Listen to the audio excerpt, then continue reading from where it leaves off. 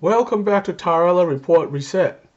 Today I want to continue my discussion on Herbert Marcuse's essay Repressive Tolerance and his general utopian worldview defined around ending the Freudian concept of repression.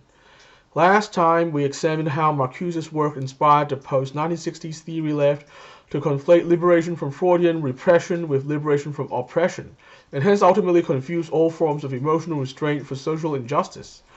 This has had various harmful effects, including an erosion of the social fabric as well as creating resistance to much-needed social reforms. This time I'm going to examine the association between Marcuse's worldview and the practice of cancel culture today, and why those in favor of canceling people in the name of social justice are ultimately confused about what they are actually doing. This episode is pretty long, so I will provide a link to the full transcript in the description for those who want to read it. While Repressive Tolerance was written in 1965, and many of today's pro-cancellation activists might not even have read it, it remains a historical fact that Marcuse was the most important thinker in the 1960s to 70s student movements, and the spirit of his work has been carried on in various forms by this generation. Hence, a college student today could be influenced by the Marcusean worldview through various means, even if they had never read the original source of the ideas. This is why many people have pointed to repressive tolerance as the ultimate source of the ideas behind cancel culture. Let's first return to my point that the essay is titled Repressive Tolerance rather than Oppressive Tolerance, which reflected Marcuse's primary aim being liberation from Freudian repression rather than social oppression. In other words, Marcuse was skeptical about the free market of ideas, not just because oppressive ideas could win support, but more importantly, repressive ideas could win support. It is clear that for Marcuse, even if oppressive ideas are guaranteed to lose in the free market of ideas, if repressive ideas could still win sometimes, he still wouldn't be happy about it. Hence, his primary motivation was one of preventing the popularization of repressive ideas rather than just oppressive ideas through free speech and free debate. If we look at things from this angle, the justification behind repressive tolerance suddenly begins to make sense. Oppressive ideas have generally not done well in the free market of ideas. Even if they temporarily gain an audience, in the longer run, oppressive and unjust ideas have always been defeated in the free market of ideas. Rational debate has always favored the side of justice in the end, as most recently seen in the gay marriage debate, where support grew from less than 20% to more than 60% in less than a generation. The success of gay marriage follows on from the success of civil rights, the idea of racial equality, the idea of gender equality, and so on.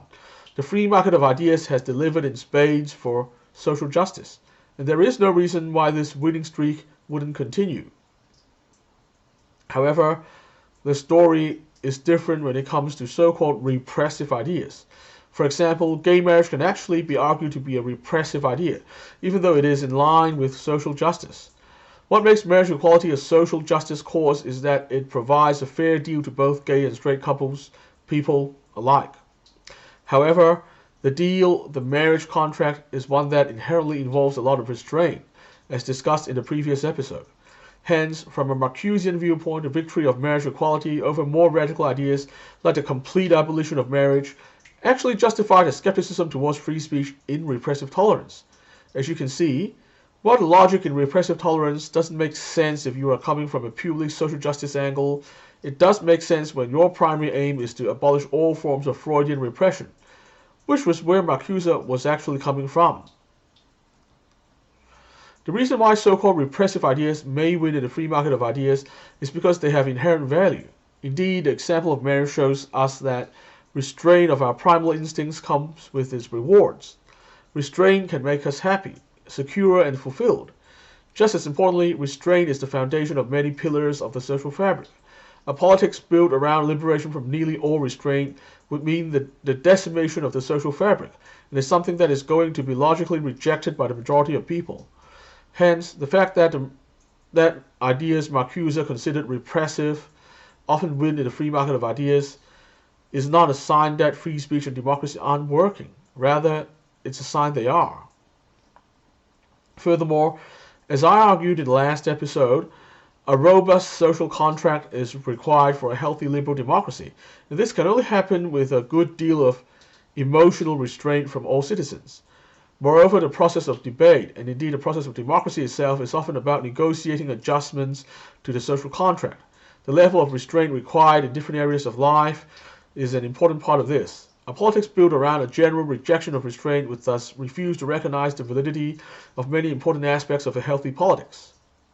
As a moral libertarian, my ideal for society is for everyone to be equally able to live by their moral values and demonstrate by example the validity of the model of morality they live by.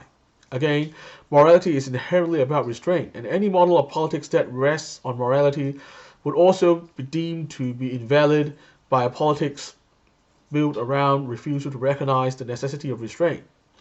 By extension, since a politics devoid of restraint is morally empty, there is also no possibility of real-world social justice in any kind. The overall conclusion from all this is the Marcusean ideal of liberation from Freudian repression is necessarily incompatible with a healthy and morally driven politics. In conclusion, there really is no reason to practice cancel culture, the set of practices informed by the logic of repressive tolerance, for social justice reasons.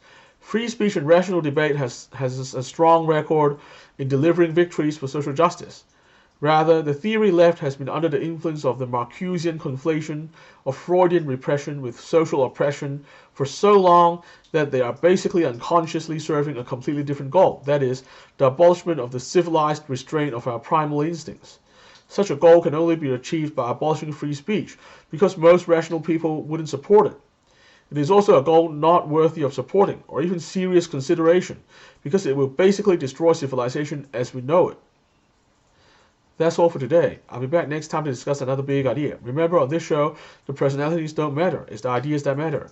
Interest in an individual's ideas does not mean support for all the other ideas. Until next time, remember to resist conformity and stay positive. Our future depends on it.